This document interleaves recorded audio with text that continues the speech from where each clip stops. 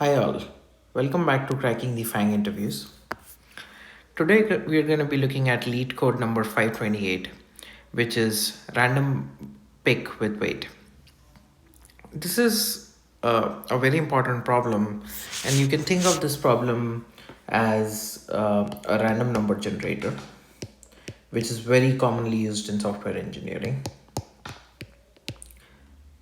And this problem again is popular, and it's been asked at Microsoft, Google, and also Amazon interviews. Let's jump right into the problem. So here we are given an array of positive integers w, and each position in the array wi describes the weight of the ith index. And again, the array is zero index. So what this means is we have an array with indexes 0, 1, and 2. There is a weight value, which is a positive value. You can think of this as 2, 1, and 3, just for an example. And what the question wants us to do is we need to call the function pickindex. So we're going to be calling a function called pickindex, which randomly returns an integer. So it's a random number generator, essentially, and it's going to return an integer in the range of one of the indexes. So the candidates of a random number generator are the indexes 0, 1, and 2. And we've been given weights for each of these. So as an example, if W was 1 and 3, the probability of picking index 0 would be 1 by 4. Again, this array adds up to 4, and the probability of picking the index 1 would be 3 by 4, which is 0.75 and 0.25 respectively. So let's try to understand this with an example. And here's a snippet from Leetcode. I'll put the link to the problem in the description below. The first thing that we get in is W, the array W. And again, these are the weights. Then we call this function pickindex, which we are supposed to write later. And every time we call pickindex, we return a random number. So if we have the numbers 0 and 1 in this case, with probability of picking them as 0.25 and 0.75, if pick index is called, we'd return 1 with a probability of 0.75 and 0 with 0.25. As you can see in this example, whenever pick index is called, 1 is returned the majority of times, essentially 3/4 of the time, and we still see 0, which is approximately 1/4. And again, this is a random number generator, is what we are trying to develop here. So let's try to understand how we can come up with an approach to solve this problem. And I'll start working through the fundamentals first before we dive into code. So let's quickly look at what's been given and how we can get where we want to. So we've been given this array W, which has two numbers, 1 and 3, and these are our candidates, 0 and 1.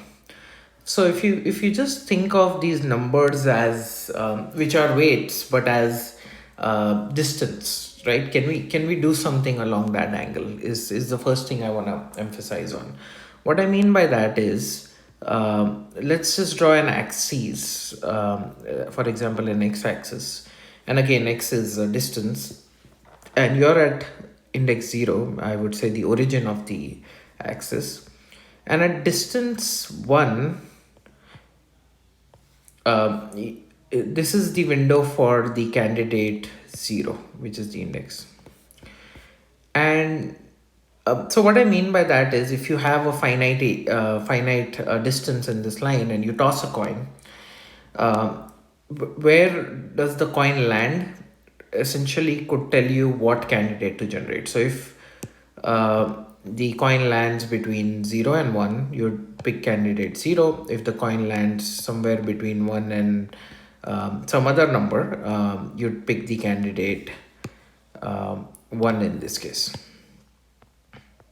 This is how you can come up with a simple random number generator.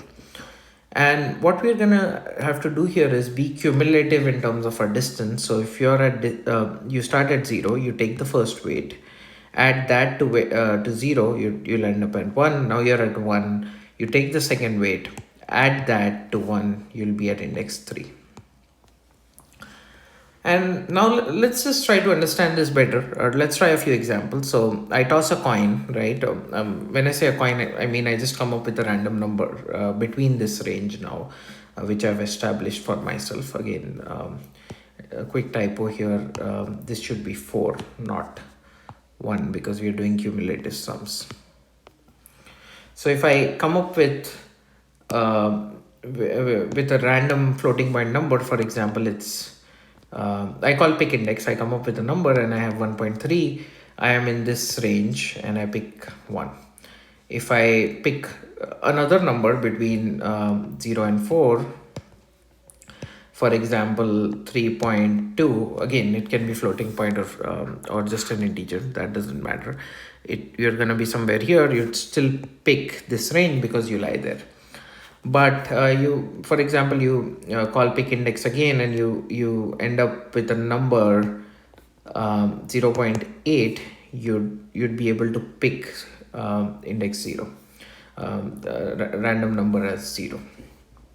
So this is a concept I'm going to use to design this weighted random number generator, if that makes sense right now. And what I'm essentially doing is using distance as weights rather than just treating weights as proportions. So what I did for that, just a quick recap, is essentially broke down the weights in terms of distances. So if you have higher weight, you have more distance and you're still generating uniformly between this range. So you'd end up picking one of the windows. Lying in one of these windows, which would correspond to a random number which you can generate with your program. So let's look at code for this, and again let's talk a little bit about time complexity before I actually dive into the code. The way we could simply implement this is generate a random number, and I'm going to call that complexity of 1. And then we know the value, for example 1.3, and we go about linearly. So we know our limits to the distance windows that we have come up with, and we start subtracting. So the first window ends at 1. I'd subtract 1.3 from 1, I'd still have 0.3. Then I take this forward with the next margin value, which is 4 minus 0.3, which would be around 3.7. So as you can see, we came up with a positive difference. What that tells us is 0.3 can be accommodated within this window. Within this window. So you essentially pick the number 1. So if we implement the logic this way, we'd have to go through all of the boundaries, meaning one value for each index that is a candidate for random number generation. So the complexity of that would be O of n. And this is a valid approach. Now the question is, can we do better? And to answer that question, I want to emphasize on using cumulative sums. So we came up with these values 0, 1 and 4. And again, if I just look at the edges of my windows, I have 1 and 4.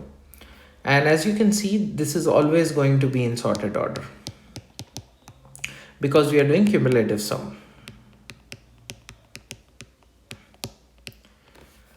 And as soon as we hit that window, which sort of satisfies our sum constraint, meaning we get a positive value, we can say, okay, this is where this is the candidate we generate, so 1 in this case. So given this is in sorted order, the first thing that comes to my mind is binary search. So what I'm thinking of right now is a linear problem, a linear search problem can be converted into binary search if array A, when I say A, is sorted.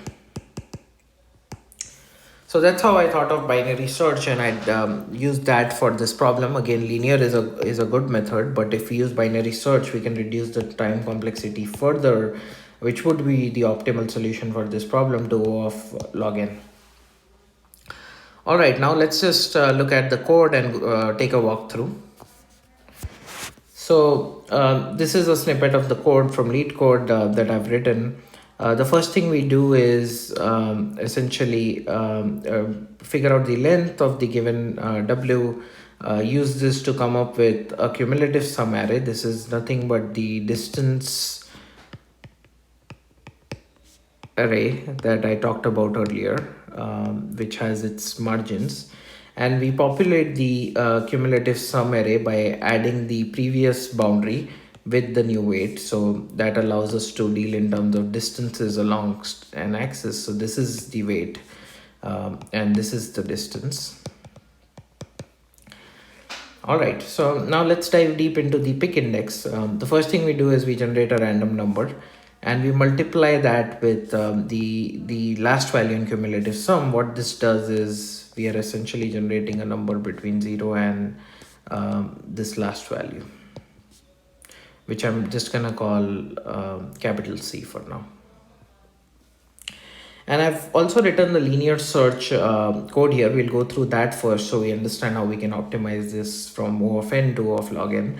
The first thing we do is we go through it and we start subtracting the number we have generated. So if we have these three windows and our random number lies somewhere here, what we do is we essentially go through each of these margins and subtract them. So the moment x turns 0 or negative, it means it's been consumed by a window, and we output the index. So that's how we implement linear search for this question. And let's look into the smarter way. We'll use standard binary search. We set the indexes of searching, which is the first and last index, and we calculate the mid. And what we do is we iterate while start is less than n. And again, this is standard iterative binary search. Something I'm doing here is being smart about it and calculating mid again. I'll touch upon this in a bit, but it's essentially the same calculation as before. The reason we have to do that is once you get into the iteration, you're able to sort of reevaluate your mid as it changes dynamically. All right, so if we find the cumulative sum to be x, meaning if I generate a random number and I'm gonna take an example. So this is the edge is 0, 1 and 3 and the value is 1. I just pick this index and output it. It will be 0. And this is index 1, but in this case, as I said, I'll pick 1. So I return the index. If the cumulative sum is less than x, I move my start pointer to the left. So I move my start pointer from here to here, the mid. And if that's not the case, I move it to mid and not mid minus 1. That's an important point to note for this implementation.